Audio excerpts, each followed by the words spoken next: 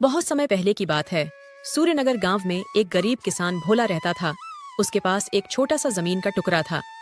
वो उसमें दिन रात कड़ी मेहनत करता और उससे जो भी अनाज उगता उससे अपने घर का भरण पोषण करता था।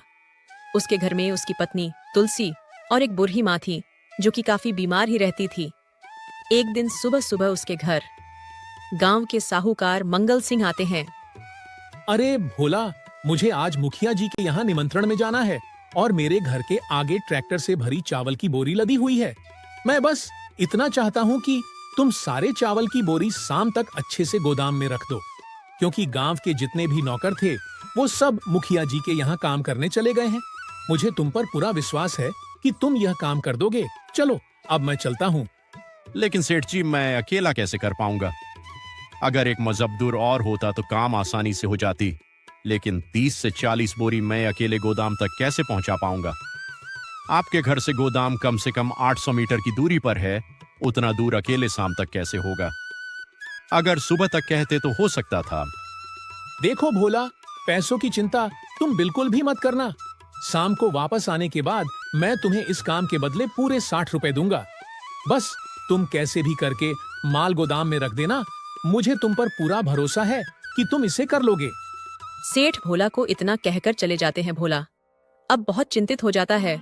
उसके सामने एक पहाड़ जैसी चुनौती खड़ी थी। वो अकेला इतने सारे चावल की बोरी कैसे गोदाम तक पहुंचाएगा? गोदाम यहाँ से कम 800 मीटर दूर थी। सेठ उस पर भरोसा करके उसको यह काम सौंपा था। अगर भोला यह काम नहीं कर पाता है तो सेठ का भरोसा भोला पर से उठ जाता। अब भोला करे तो क्या करे? हे भगवान, ये आप मेरी कैसी परीक्षा ले रहे हैं? इतने सारे चावल की बोरी मैं अकेला कैसे गोदाम तक पहुंचा पाऊंगा? पैसों की भी मुझे बहुत जरूरत है। अगर मैं ये काम नहीं किया तो माँ का इलाज कैसे कराऊंगा? अब आप ही मुझे हिम्मत दे भगवान, ताकि मैं इस चुनौती का सामना कर पाऊं। भोला भगवान का नाम लेता है और काम में लग जाता है, क्योंकि धीरे धीरे समय बीत रहा था। भोला पहली बोरी और पहला कदम बढ़ाता है। गोदाम दूर होने के कारण एक बोरी चावल रखने में करीब करीब उसे आधे घंटे का समय लग जाता है। अगर इस हिसाब से जोड़े तो 30 बोरी का समय कम से कम उसे 15 घंटे का समय लगेगा। अब देखते हैं कि भोला इतना बोरा इतने कम समय में कैसे गोदाम तक पहुंचाएगा। अरे भोला बेटा, कदम जल्दी जल्दी बढ़ाओ। देखो तो शाम होने लो आई है और अभी तक मैंने सिर्फ 12 बोरी ही गोदाम तक पहुंचाया है। अगर शाम तक सारा माल नहीं पहुंचाया तो सेठ नाराज हो जाएंगे। शाम होने में सिर्फ 2 घंटे ही बाकी था और भोला अभी तक 12 बोरी ही पहुंचाया था। वह पैर अपना तेजी से चलाने लगता है, क्योंकि अगर वह यह काम कर देता है तो सेठ उसे इसके बदले 60 रुपए देने वाले थे, जो कि उसके जीवन का बड़ा रकम था।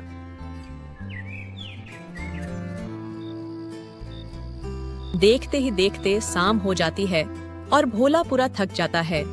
आज वह कैसे कैसे पैसे के लालच में इतना काम किया है, लेकिन अभी भी काम खत्म नहीं हुआ था। अभी ट्रैक्टर पर कम से कम 6 चावल की बोरी पड़ी थी। अब भोला के शरीर में इतना जान नहीं बचा था कि वह बचे 6 बोरी गोदाम तक पहुंचाए। अरे बाप रे, कमर लग रही है, टूटकर बिखर सी गई है। अभी काम खत्म भी नहीं हुआ और शाम हो चुकी है।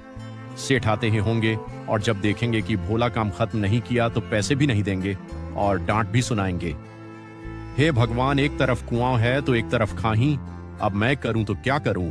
शरीर भी जवाब दिए हुए है, लेकिन मुझे उठना होगा, नहीं तो सारा मेहनत बेकार चला जाएगा। और जो मैंने सपना देखा है कि माँ का इलाज कराऊंगा, वो सपना सपना ही रह जाएगा। भोला फिर से उठता है और कदम से कदम मिलाकर चावल की बोरी गोदाम तक पहुंचाता है। पैर में उसके छाले पड़ जाते हैं, लेकिन वह बिना कुछ परवाह किए आखिरी सांस तक अपनी गरीबी से लड़ते हुए आखिरी बोरी आखिर में गोदाम तक पहुंचाता है। भोला आज इतना खुश था मानो कि वह किसी जंग को जीत लिया हो, लेकिन भोला के लिए ये जंग से कम नहीं था। अरे वाह भगवान जी, अगर आप मुझे हिम्मत न दिए होते तो आज इतनी बड़ी चुनौती से नहीं लड़ पाता। आपका बहुत बहुत धन्यवाद भगवान जी। अब चलो, भोला सेठ भी इंतजार कर रहे होंगे। चलो अपनी मजदूरी का पैसा लेते हैं। भोला काफी खुश था। वह रात के 8 बजे इस काम को खत्म करता है, लेकिन उसके चेहरे पर एक अलग ही चमक थी। अब वह इन पैसों से अपनी माँ का इलाज करा सकता है। अरे भोला, मुझे तुमसे यही उम्मीद था। मुझे पता था कि तुम मेरे विश्वास को टूटने नहीं दोगे। और ईमानदारी पूर्वक सारा माल गोदाम में रख दोगे। चलो ठीक है भोला, कल सुबह बात करते हैं। तुम काफी थक चुके हो और मैं भी थका हुआ हूँ। कल सुबह आना, तुम्हें पैसे दे दूंगा। सेठ जी, ये आप क्या कह रहे हैं? आपको थोड़ा भी पता है मैं यहाँ मर मर कर आपका माल गोदाम तक पहुंचाया हूँ, और आप है कि बिना पैसे दिए मुझे घर जाने को कह रहे हैं। देखिए सेठ जी, मैं थका हुआ जरूर हूँ, लेकिन 10 मिनट रुक सकता हूँ। आप भगवान के लिए मुझे मेरा पैसा दे दे, मुझे माँ का इलाज भी करवाना है। अरे भोला, तुम तो बुरा मान गए। मैं ऐसा वैसा सेठ नहीं हूँ जैसा तुम समझ रहे हो। मुझे पता है कि 2 मजदूर का काम तुम अकेला किए हो और इसकी कीमत तुम्हें मिलना चाहिए। रुको, मैं अभी तुम्हारा पैसा लेकर आता हूँ। भोला थोड़ा सख्ती दिखाता है और अपना हक का पैसा सेठ से मांगता है। सेठ उसे बिना पैसे के घर जाने को कह रहे थे, लेकिन जिस मजदूर को उसका पैसा न मिले उसे रात को नींद कैसे आएगी। सेठ पैसे लेकर आ जाते हैं। ये लो भोला, तुम्हारी मेहनत का फल, पूरे 60 रुपए। अब तुम खुशी खुशी अपने घर जाओ। भोला पैसे लेकर खुशी खुशी घर चला जाता है। घर पहुंचते ही देखता है तो दरवाजे पर उसकी पत्नी उसका इंतजार कर रही होती है। अजी, आप सुबह से कहाँ थे? बिना बताए कहाँ चले गए थे? आपको पता है कि मैं कितना परेशान हो गई थी। अरे तुलसी, मुझे माफ कर दो। मैंने बिना बताए टेंशन में सेठ के यहाँ मजदूरी का काम करने चला गया था, और इतना ज्यादा काम था कि रात को 9 बज गए। लेकिन तुलसी, तुम चिंता मत करो। देखो तो मैं कितना पैसा कमा कर आया हूँ। ये पूरे 60 रुपए है, और मैं इस पैसे से देखना माँ का इलाज कराऊंगा, और माँ बिल्कुल पहले की तरह ठीक हो जाएगी। ये तो बहुत खुशी की बात है जी। अब माँ भी फिर से उठना बैठना शुरू कर देगी। आपको शायद पता नहीं है कि मैं आज कितना खुश हूँ। अब चलिए, रात बहुत हो चुकी है, चलकर खाना खा लीजिए, फिर हम लोग सुबह बातें करेंगे।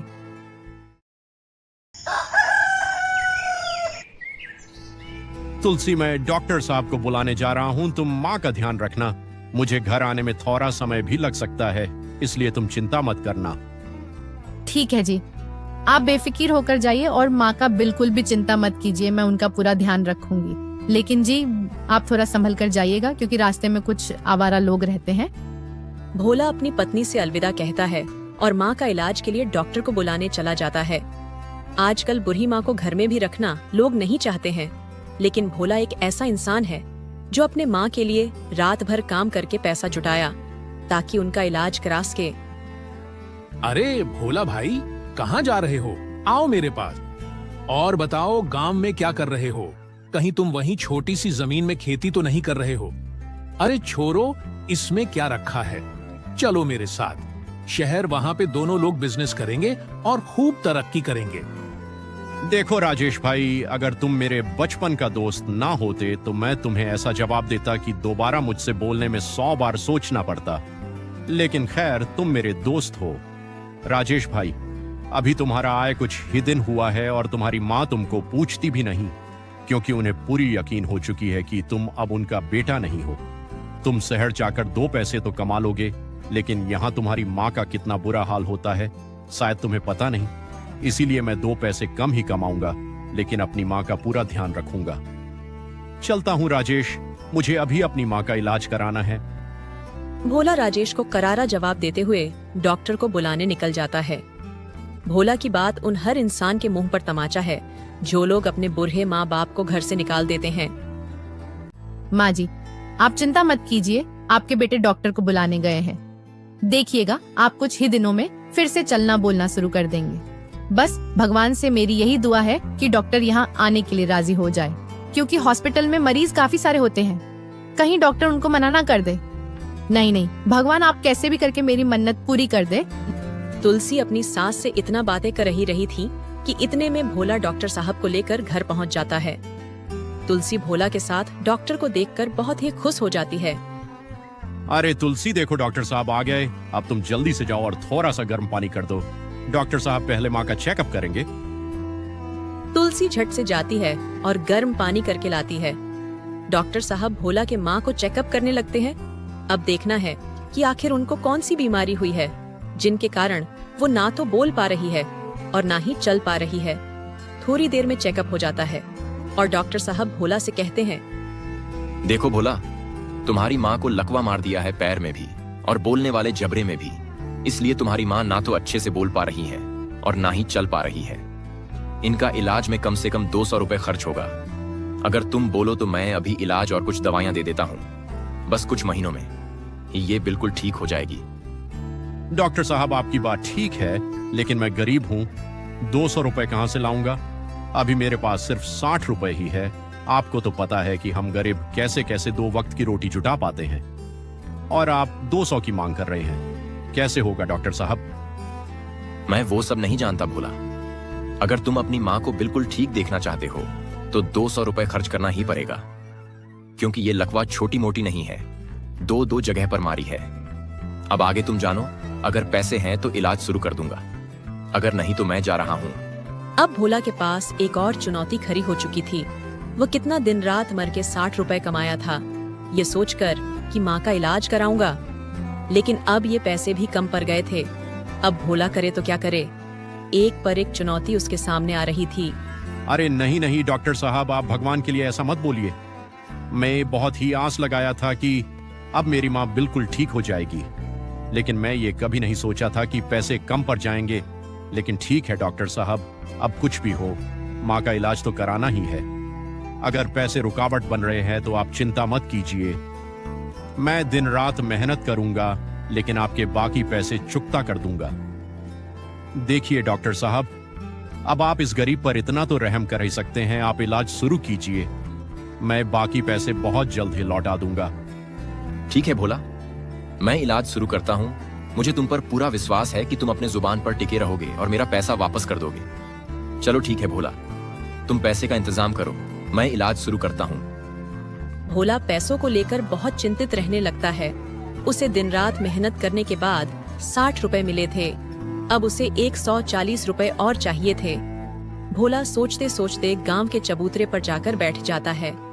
थोड़ी देर में उसका वही दोस्त राजेश आता है और भोला की चिंतित देख उससे कहता है, अरे भोला भाई, क्या हुआ? तुम उदास क्यों बैठे हो? कहीं तुम्हें मेरी तरह माँ भूल तो नहीं गई? इसलिए कहता हूँ कि मेरे साथ शहर चलो। वहाँ दोनों लोग खूब कमाएंगे और ऐश की जीवन जिएंगे।